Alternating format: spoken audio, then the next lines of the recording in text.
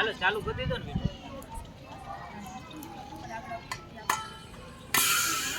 નીચે નીચે નીચે કરો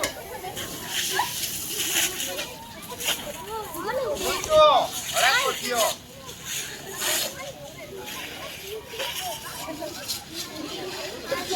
આ રીતે એનો ઉપયોગ કરવાનો હોય બરાબર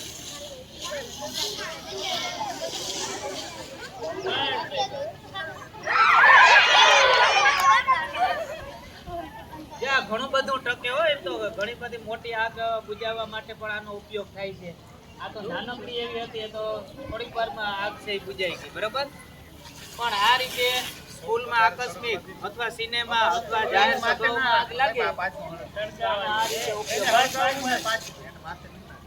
હવે આને ભલે